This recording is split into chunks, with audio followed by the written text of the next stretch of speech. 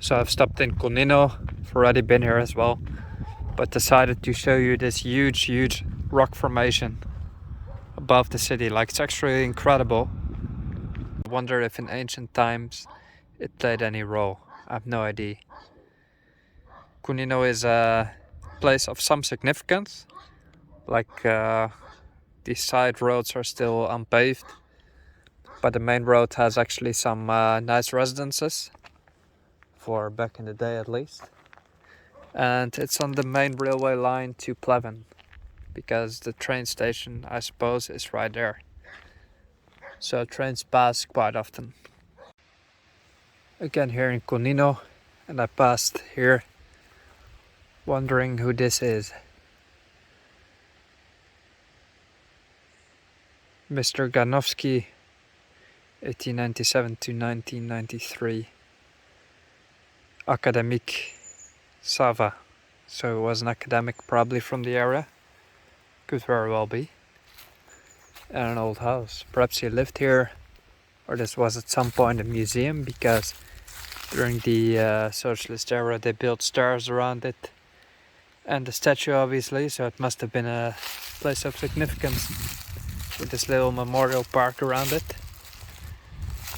It's now abandoned, but the actual house is in revival style, back from 19th century or 19 something, but it's a quite old one.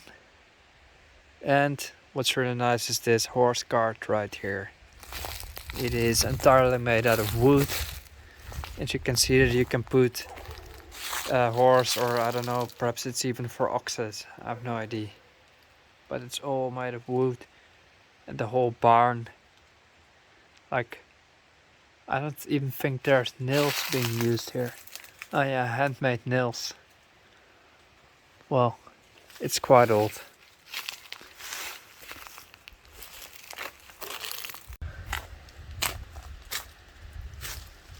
So the area is actually pretty poor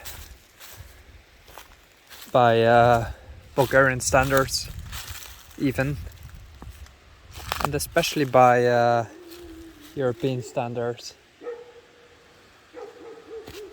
People have a hard time getting by because there's no jobs. The climate is harsher than in the south, and it's just tough to survive here. Now, this here used to be a museum, I suppose. There's a little tap still dripping. A little complex. Spirka, so I guess I don't know what that means. Perhaps it's a collection of some local artifacts.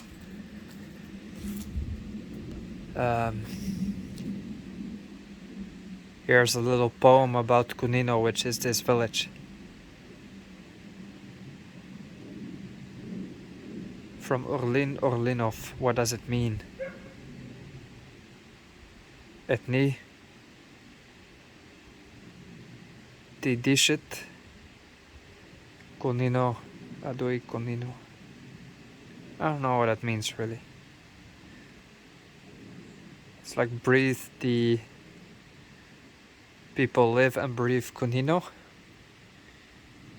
and we're in love with, well, you're the only place for us, something like that. I can imagine that historically speaking this was an important place, really. Now this museum building is not that old, it's from the 70s, perhaps even 80s. So is the whole construction park around it, or the museum park I mean, with the stairs and everything, probably all made of local stone. So yeah, during this era, although I am not so well acquainted with it, and many people speak horrors of communism and socialism, and they're right to do so, some things were also quite good, like museums were opened, whatnot, schools everywhere, like everything has its ups and downs, you know. Bulgaria was truly constructed in a way from a completely agricultural society to an industrial country, collectivized country, which well, the collectivization didn't really work, I suppose, because governments cannot really manage a country. So it's designed to fail in the first place. So Kunino is pretty much an open air museum of well, the past and the way things used to be. See, the doors, the window frames are all from back then. 19 something, 1940s, the 50s. See, all this has been completely untouched. And at some point it closed. I don't know if anyone still lives here. I see plants, so I should really film people's homes. If you see live plants or a satellite dish, that's signs that there's people. And obviously the village is, well, still pretty alive. And this is the municipality of the town. It's a pretty big one because it used to be a significant, well, village as well. All around this is from the same era. It's like the village was constructed during the 40s perhaps. And I do really like the architecture. It's like I'm in a movie, traveling through time. And here we see a monument from those who fell during the wars. It's dedicated to 1912 to 1913, 1915 to 1918. I suppose these were the Balkan Wars. There's a whole park constructed here.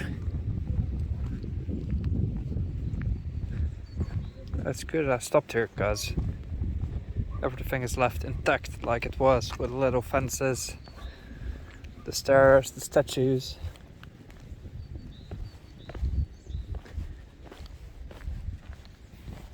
You should be a little bit careful filming in some places. It's not that anybody will do anything, but there's a local cafe here and you're at least being noticed, and people's faces are just completely red from the alcohol. Life is really rough, and you just gotta mind your business, that's all, and then you'll be fine. Like nothing ever happened to me, so that's the important thing. This used to be a pond at some point where probably couples who lived here came to have a walk. This is a little bust of Petko Lalov. I don't know who that was, but he lived from 1894 to 1956. And probably in that era the whole town was being constructed. These houses are all from that time period. Interesting. That over there, that building is the Tarkovsky Dom, which is the trading house, let's say. No, it's just a store probably. Or they had some trading of whatever. Not necessarily defined. There's another statue of what seems like a soldier. Or perhaps not. Could be just a local. Well, he's carrying a stick. A cape, let's say. No, it's probably just a shepherd with a bag, probably something to drink. Belt. No, it looks like just an honest worker, also judging by the cap. I mistook the stick for a gun, but it's not. It's just a peasant, let's say. Not that there's anything wrong with that.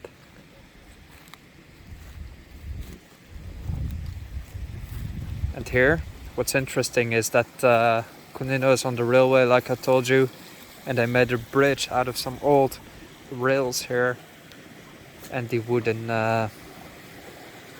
how do you call these?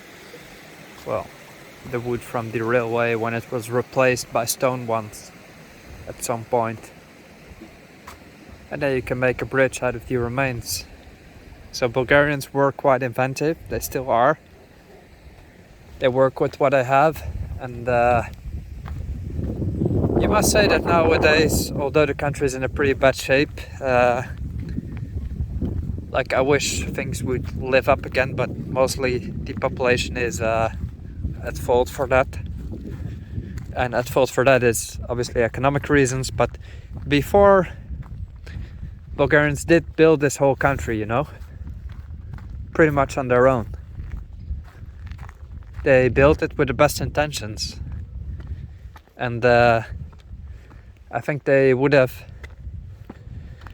been terribly concerned if they saw it in the state that it is today. Like, the standard of the people in the cities is just fine, but if they saw what I built in the current state, where we're unable to maintain it, I guess they wouldn't have been very happy, and probably they wouldn't have expected it either. Like, the idea was to build a future. Make no mistake. A glorious future. And with good intentions. So it's just history went differently. Here's a little cafe. Probably still works during the week. I see the ashtrays. They watch football here as well. There used to be a restaurant. And this must be a bear statue, because bears are definitely a thing in the forests. Although his nose has been blown off, unfortunately. Yeah, and that up there is the school, which I suppose is abandoned. Although I do see children walking around, so I'm a bit surprised the school doesn't just work, because there should be enough pupils here to at least sustain the school. But perhaps there's a new building somewhere I haven't seen. These villages are always bigger than you expect, and you shouldn't just drive through. You should take a walk and pay close attention to the details you see. The details from different eras, from different ideologies, the architecture. Although it is a bit grim at times, there's always something to observe and to learn.